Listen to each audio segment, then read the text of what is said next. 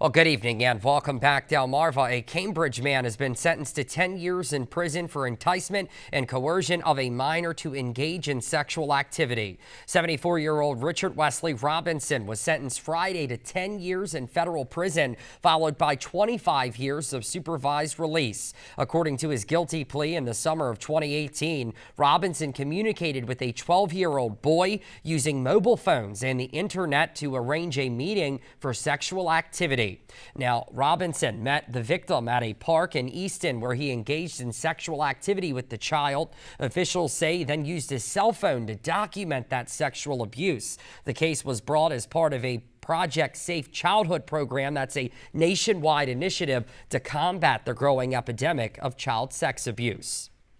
Moving on here, Delaware State Police are asking for help finding a suspect allegedly responsible for a shooting in Lewis. According to police, troopers responded to a home on Maple Court following reports of a shooting. When troopers arrived, they discovered a 29-year-old man suffering from multiple gunshot wounds. He was transported to an area hospital where he remains in critical condition.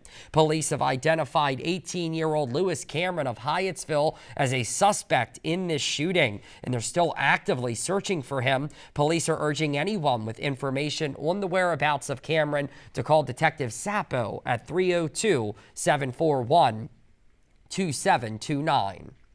Well, Maryland State Police are asking for the public's help locating a man wanted for armed robbery. The incident took place around 7:45 p.m. on September 26th at a variety store on Eden Allen Road. Troopers met with witnesses who reported that the robber had pulled out a knife and threatened the cashier while demanding money. Now, the robber reportedly fled the area with stolen cigarettes and money from the register. Thankfully, that cashier was not injured. The suspect has been identified as 51-year-old Anthony Atkins of Salisbury. He is described as 5 foot 9 inches tall, weighing around 225 pounds. Anyone with any information on his whereabouts is urged to call police. And at this time, we're going to throw things over to our own chief meteorologist, Rich Werdzik, for a look at that weekend forecast. Rich? All right, Robin, we're getting into some changes here for the weekend. These beautiful days, that string you knew was going to come to an end. We had some good luck here recently, but I'm expecting a pretty rainy Saturday afternoon and evening. Could even include a thunderstorm or two. And then blustery, cooler conditions rolling in for Sunday. That'll set us up for a real chilly start to next week. So a lot of changes going on in the next few days. We had 72 at the Salisbury Airport today, pretty much right on target, and that's where we started too, on target with lows in the upper 40s, which are average now. We're not going to see lows being too much cooler than that going forward. It's really the daytime highs that'll be most noticeable with the fall air coming back in. Chucky and Lewis checks in right now at 57, Ted and Millsboro 54, and our cool spot right now, Josh and Marion Station at 51. So we are still clear.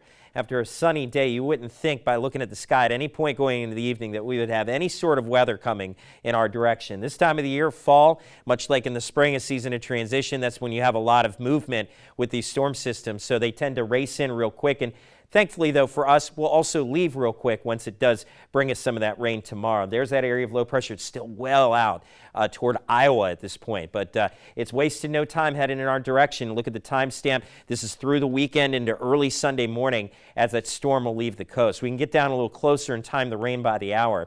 That's 7 o'clock tomorrow morning. Clouds are filling into the area. By 10, 11 o'clock, I'm not going to say nobody is seeing rain at that point, but just a few showers around. So if you're not seeing rain by about lunchtime, you will at one point tomorrow afternoon. You can see that slug of moisture coming across the area. Heavy rain, potentially a thunderstorm in there.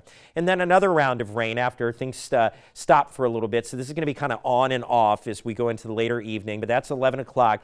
That storm system moving across the area. And as it exits off the coast early Sunday morning, winds are going to pick up out of the north and east. This is not going to be a damaging wind scenario, but there could be enough persistent wind, blustery conditions to create some minor coastal flooding as a result. Inland Delmarva, I don't expect wind gusts to be too problematic. It's just going to be noticeably chillier out there.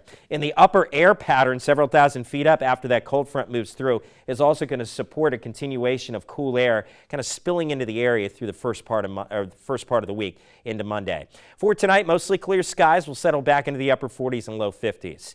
Tomorrow, there could be a little sun for those of you who are early risers. Just don't count on too much more of it if you do see it. Clouds will thicken up very quickly. early afternoon rain is a given at one point or another in your location. Showers end early Sunday. That's part of the plan here for the weekend. Temperatures drop a bit blustery into Sunday.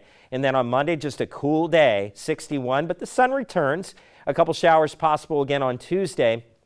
Then we'll stop talking about rain and getting back to some of the weather we've had here over the past couple of days. Plenty of sun Wednesday through Friday. Highs back to near 70 toward the end of the week. We've got more DSI coming up on the other side of the break. Stay with us.